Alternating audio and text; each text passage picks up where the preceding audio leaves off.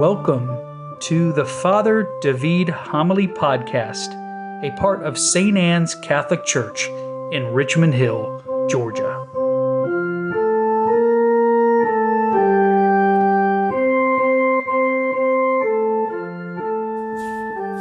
Of course, we are getting closer to Christmas. However, it's still Advent, and obviously in our church you can see that there is no Christmas decoration, which I know is painful for some. However, the whole point of Advent was to create that yearning for celebration, yearning. So there is yearning, we all want to see it, but it's going to come when the proper time arrives, which is next weekend.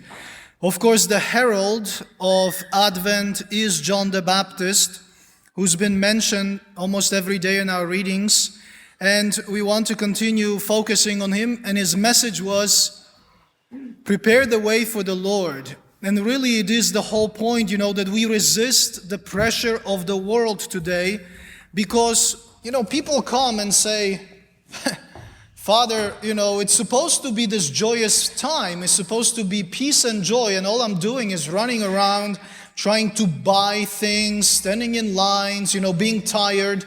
And I say, yes, think about it. Is this how it's supposed to be? Because it doesn't have much to do then later with the spirit of Christmas, which is peace and joy. The world is trying to convince us that we must buy things, that we must be engaged in all of this. But I would pose a question if it really is necessary and to that level every single year.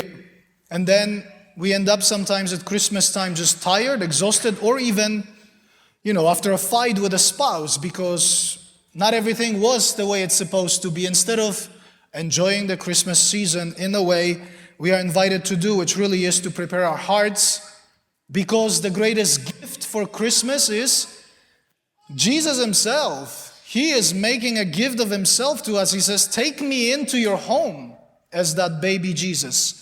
So I wanted to summarize very quickly the last 2 weeks of the homily on masculinity as preparation for Christmas, and then add the solution, the possible solution for the crisis of masculinity. Of course, it's just a fragmentary, small solution, but I think it's a good beginning. So we remember, those who have been here, that I mentioned the negative example. One of them was King Herod. And the characteristic of King Herod was, even though he's living in a great palace, he's a little man.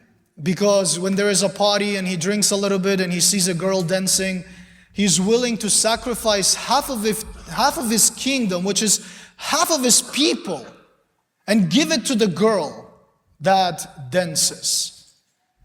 I said he was man out of control, and he had the wrong woman next to him because she actually allowed him to be a wicked man and just took part in this without any problem, instead of having a problem and trying to challenge the husband, trying to challenge the man and say you need to change.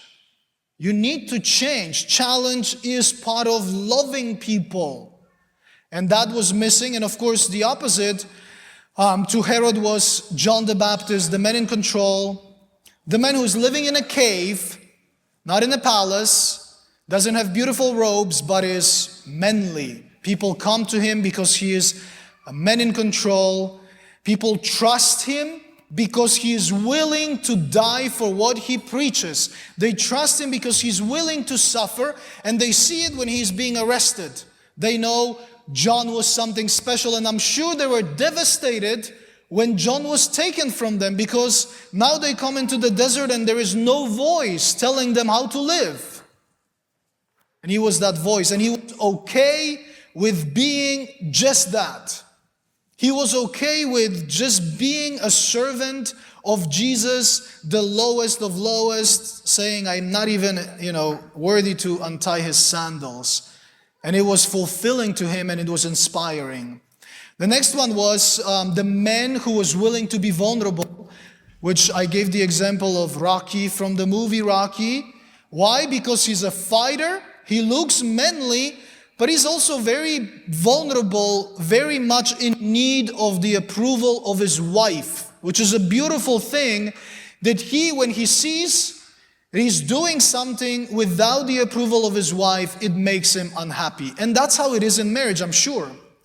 You can get your way, but if you do it without the approval of your wife, you will never fully feel satisfied and happy and nurtured at home, because you've created a barrier. There is a wall that prevents it from happening. And so he was the example of the man who is willing to be vulnerable, who is willing to say, or convince the wife to be on the same page and really needs her to be with him in it. Then the absent husband was Adam. Adam and Eve, the story.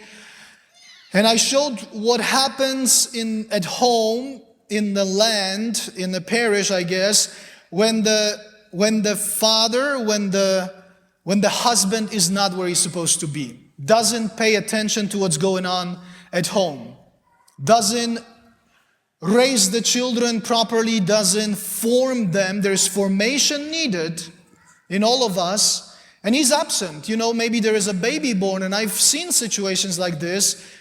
The baby was just born. The wife is like exhausted emotionally, physically, and the guy shuts down because it's overwhelming to him, because he was used to getting 8 hours of sleep, all of this. We all like beauty sleep, but sometimes we have to sacrifice it for a greater good, that greater good in marriage being a baby. And what does he do? He's going to play video games because he's overwhelmed. He doesn't want to give up 3-4 hours of sleep and function. He gets what he wants, but everybody's upset. And he is upset with himself because unable to sacrifice. He's absent, and she's suffering, and the baby's suffering. So Satan comes and takes anything he wants from that household, because the man is not up to the task. So Satan will come through every room, and he will take all the emotions that are good and positive, turn them into evil. Then I gave the example of the man who is way ahead of himself. He approaches sacred things as regular things. He has this casual attitude about him. Marriage, no problem. I can wing it. Being a father, no problem. I've seen it in movies, I guess, whatever. I can wing it. It's not a big deal. I'm a man after all. As long as I have enough money, it's all going to work.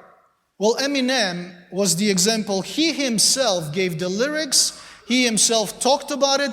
The only problem, he was pretty honest, but he very confused, because he then blamed it all on fate. That's what destiny is, my child, he says. Well, that's not what destiny is. Destiny is that we all complete all things in Christ, but we can influence our actions, and we can at least say, I messed up. I messed up. I need to redo this. I need foundation for a relationship. I need foundation for fatherhood, for marriage, for priesthood. Without this, like Jesus says, if your foundation is sand, the water will come, the storms will come, the wind will come, and the house will collapse, as it has to, and it collapses. The man who loves money and is without virtue because he doesn't have time for virtue is not going to be a good example. And then the last one was the unchaste man. The man who lacks chastity of heart, chastity of body and of mind, and his thoughts, and they are clouded with impure images, with all of that, objectification of everybody around and by default position. John Paul II in Theology of the Body says he's unable to be delicate and gentle because there is an inner conflict, darkness inside, that prevents him from meeting a person with tenderness and sympathize with another person, and loses the ability to respond to certain characteristics of a woman, for example, that they are tender, loving, and shy, and sometimes very easily hurt. And it's a challenge for us guys, when we see a woman crying, And happens sometimes in the office, happens in the confessional. That's why I have tissues everywhere. You come to my office, and if someone cries, I always say, everybody cries here. And it's true. And so this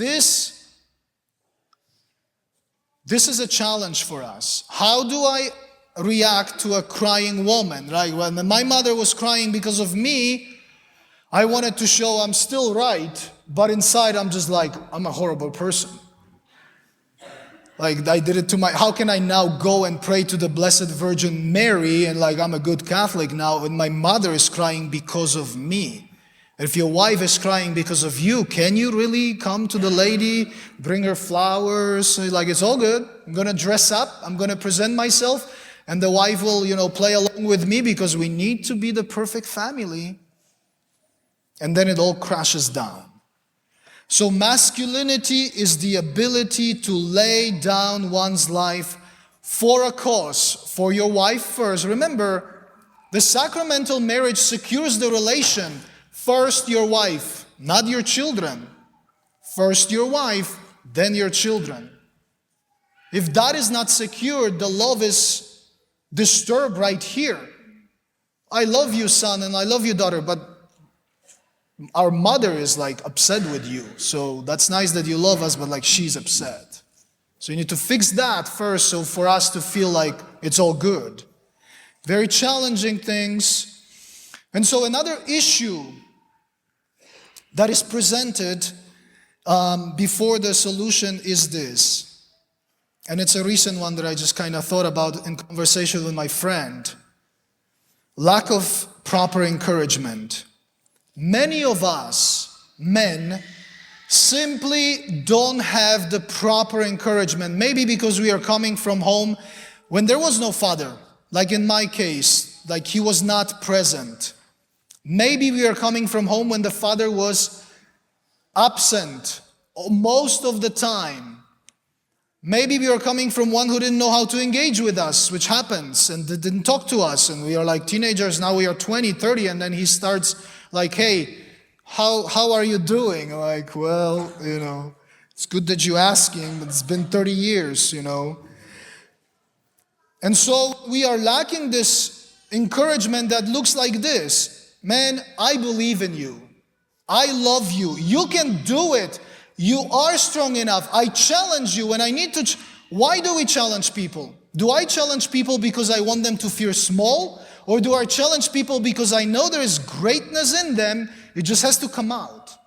I know you can do better. I know you're better than this. I know you can fight for your family, for your marriage, and I know you can chase this serpent out of your house, this ancient Satan out of your house and the culture that is trying to crush your family. You as the man are charged with the responsibility to defend them, and you can do it if only you believe in it. When there is difficulty, when there are too many choices in our lives, we oftentimes shut down. And we resort to what? Basic human activity. Eating, drinking, watching TV, scrolling down the phone, because we shut down, we are overwhelmed, we don't know what to do. But Jesus can always do more for us. God can always do more, and sometimes we only need a virtuous man, which you can find in this parish community.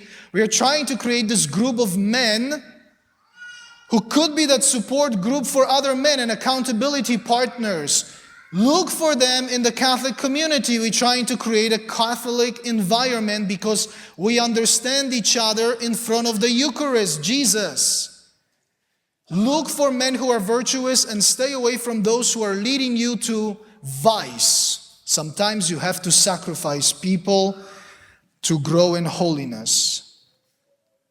So the solution, very quickly, the solution has to do with, I guess let's think about it in a philosophical way, which is, it is what it is. So a little bit deeper than on the surface.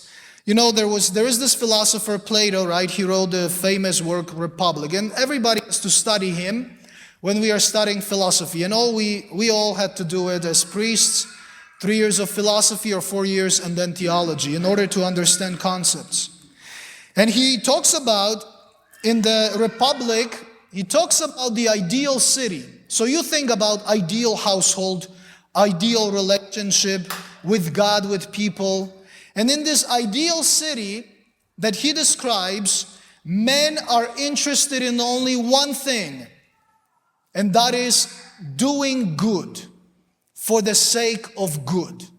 Not for the sake of honor, not for the sake of money, not for the sake of pride. They are doing it because it's a good thing to do. That's all it is. And he says that the first problem, the first challenge that happens, the corruption of the city, is the love of money. Is the love of money. So I want to point it out because sometimes men will start very well. They will be doing things for their family for the sake of goodness. And I'll tell you what kind of things. But then they start worrying too much about money for many reasons. Sometimes it is the social pressure, sometimes the workplace, sometimes the neighborhood, sometimes whatever it is, or just I want to edify myself or impress my wife or impress people, and I need bigger car, bigger house, better clothes. Now, when you start obsessing about that, you no longer think about virtue. You no longer think about being temperate, about being stable, patient, compassionate, faithful, endurance. You don't think about temperance in your life. You're thinking about honor and money and power and what it can get me. And my friend who teaches in a Catholic high school, he says to me, I have children there who are Catholic and not Catholic, teenagers. And I used to be a chaplain of that high school in Macon. And he says, oftentimes, many of them coming from very wealthy families. It's in, Catholic high school in Macon. There are 2 of them that are competing. And he says, I oftentimes ask them to raise their hand. If you would rather have less things and more of your Father's presence at home, raise your hand. And he says, oftentimes they will raise their hand with tears in their eyes because they want the Father at home. They want less things and maybe a regular school. They would want it, but they know they're not going to get it. And it's devastating to them. They want this support of I was talking about, the encouragement, but in order to give that, you have to be present. You have to know what your children are going through. You have to look at them with the loving look of the Father. So the city of God, or the city that is created by this philosopher Plato, is functioning well when we are not so much focused on honor and glory and power and compare ourselves and winning, but the good in itself. How does that look like? Well, imagine you have a house and your wife says, hey, can you build a fence because, I want to take the kids out. They're like 2 and 3, we don't want them to run outside. And then we have a dog. Can you build a fence? The husband is like, he thinks about good for itself, right? Yeah, that's a good thing. I'm building it. Why? Because it's for the good of my family. And then he fixes a car, right? The wife says like, hey, can you fix my car? I'm fixing the car for the good of my family. The sink is down. I'm fixing it because my kids need to brush their teeth. My wife needs the sink. Maybe she's going to wash her face and then, I don't know, whatever it happens. And he fixes it for the sake of like, this is for my family. But then the temptation creeps in, right? I feel like a man now. I did this fence. And it's good, right? I did this, and the comparisons begin. Or maybe I should have gotten a better fence than my neighbor. Maybe we should spend more money. And all of those things, they are secondary, the honor, the glory, and instead of just for the sake of the good itself.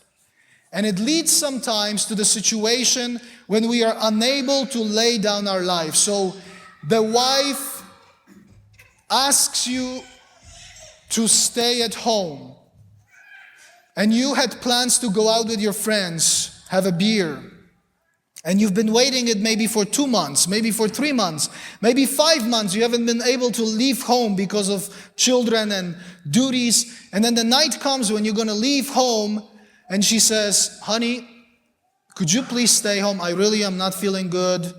I really need you to stay and help with the children. And you just not very happy. And you say to yourself, okay, I'm going to fight it, right? There is this boiling feeling inside. Your ego says like, don't you let her do it. You need to show her who is in charge here. She promised. Your ego is going to flood you with everything. And you will put it down. And you will think, this is my wife. Like the greatest good here, for the sake of good, I call off my friends. You win. You feel like a man, right? You didn't do the manly things, but you tell your friends, hey guys, my wife needs me. Sorry. You come back a little bit sad, but then you regain the joy of leaving something lesser for something greater for the sake of good. Now the other scenario, you say, honey, okay, you feel bad, I don't know, take a pill, whatever you need to do.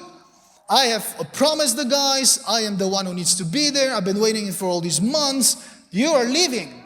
Shut the door and you go and you enjoy your time, kind of, but you, in the back of your mind, you know you failed as a man who is sacrificing for the family.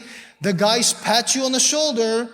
Man, there you go, man. You showed her who is in charge. That's how men are. You are in charge. We got to show them, you know. And then you come back home as the defeated man, really.